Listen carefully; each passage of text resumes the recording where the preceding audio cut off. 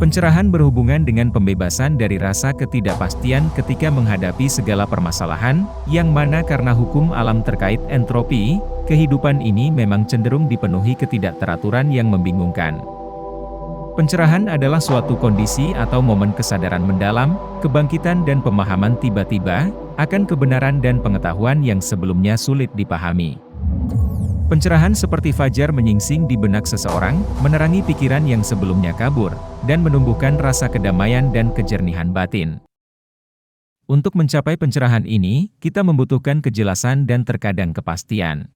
Menjadikan segala sesuatunya terang benderang, sehingga mudah dipahami, supaya tidak terjebak dalam kebingungan berkepanjangan, yang lama-kelamaan dapat mengikis harapan, kita mendayagunakan fungsi kognitif persepsi informasi. Kita menggunakan fungsi kognitif persepsi informasi untuk mendapatkan struktur keteraturan atau rekognisi pola. Struktur keteraturan, simetri atau pola itulah yang secara sadar maupun tidak sadar, kita cari di tengah ketidakteraturan dan ketidakpastian, yang merupakan sifat alami dari kehidupan, sebagai konsekuensi dari semesta yang terus mengembang. Baik orang dominan intuitif maupun sensorik, mencari kesimetrian, pola yang berulang dari informasi, hanya saja persepsi, atau cara memandang realita untuk sampai pada tahap kesadaran akan struktur keteraturan sedikit berbeda. Misalnya, ketika melihat taman, orang intuitif akan melihatnya sebagai medium untuk menggali makna, konsep, dan ide-ide baru, sementara orang sensorik lebih terikat pada pengalaman nyata yang diberikan oleh taman.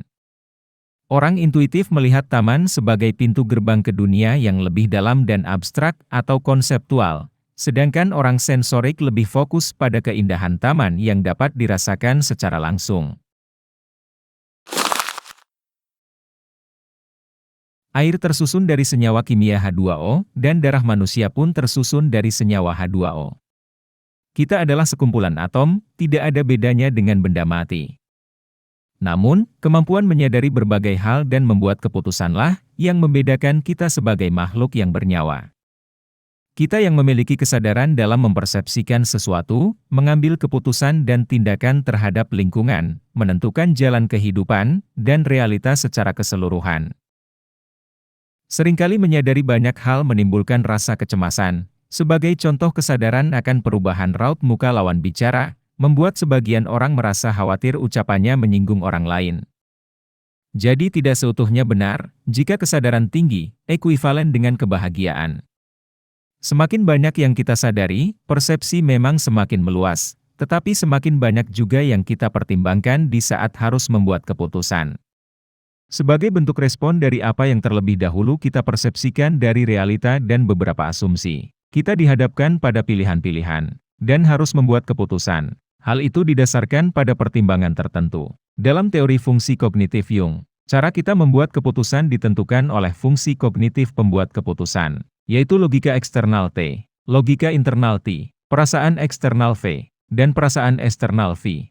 Dalam MBTI yang memiliki fungsi pembuat keputusan T adalah ESTJ, ENTJ, ISTJ dan INTJ. T dominan seperti STJ dan ENTJ akan memprioritaskan utilitisasi, pemanfaatan atau daya guna dari sesuatu untuk keuntungan pribadi, dalam hak ini pencapaian pribadi atau kelompoknya. Ketika mengambil suatu keputusan rasional yang dapat diwujudkan di dunia nyata.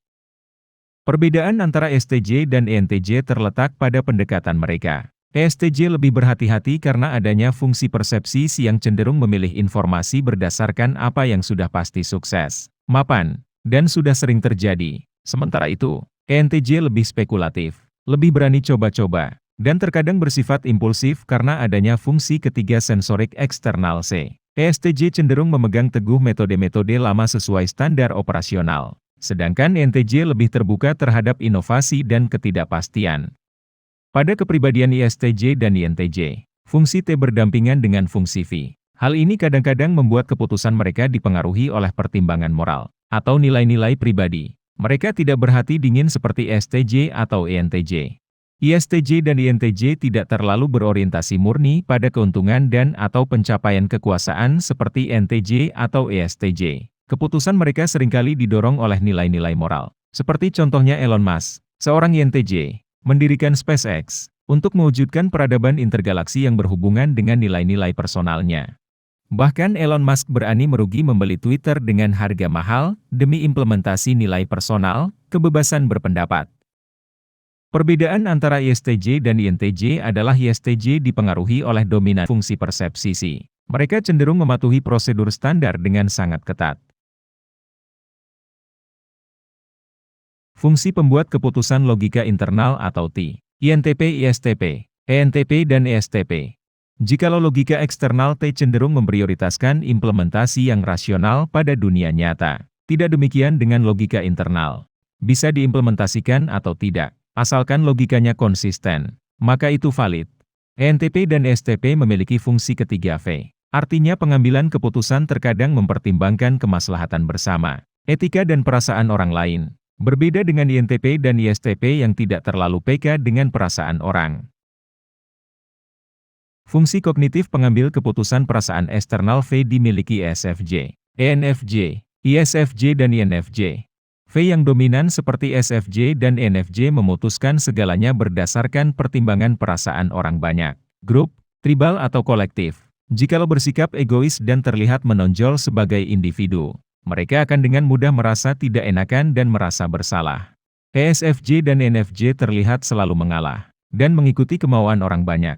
Itu bukan berarti mereka tidak bisa berpikir rasional. Hanya saja kebahagiaannya terletak pada apa yang bisa dikorbankan atau diberikan untuk kemaslahatan bersama. Apa bedanya V dominan dengan VO seperti ISFJ dan INFJ? Karena logika internal atau TSFJ dan INFJ berada di posisi ketiga. Tidak hanya pertimbangan perasaan orang lain, mereka pun sering overthinking. Apakah yang akan diputuskan itu masuk akal? Dipikir berulang-ulang sampai benar-benar logis. Mereka akan lebih lama dalam mengambil keputusan. Karena intuitif, INFJ dan ENFJ lebih cair dan cenderung memperluas atau mengekstrapolasi ide lama menjadi ide baru. Mereka lebih tertarik pada isu-isu kemanusiaan, kesehatan mental dan regulasi etika yang bersifat ideologis. Fungsi pengambil keputusan perasaan internal atau perasaan introvert V. INFP, ISFP, ENFP dan ESFP. Pengambilan keputusan fungsi kognitif V berdasarkan kerangka nilai personal atau moral dan jati diri, sebagai entitas otonom dan independen, tanpa pengaruh luar, anti-mainstream dan berani beda adalah jalan yang menjadikannya pribadi yang unik. Keberhargaan diri akan dirasa berkurang apabila identik dengan orang lain. Keputusan hati yang penuh kerangka moral yang mendefinisikan diri, bukan standar norma orang lain. Oleh karena itu V-user terutama INFP dan ISFP kerap kali bersikap eksentrik atau nyeleneh. ENFP adalah versi ekstrovert dari INFP. ENFP lebih besar keinginannya untuk menginspirasi orang lain dengan kerangka nilai personal atau moralnya. ENFP berfokus pada brainstorming ide baru. ESFP lebih kepada kebaruan sensorik superficial seperti gigs, tampilan, fashion terbaru dan lain sebagainya.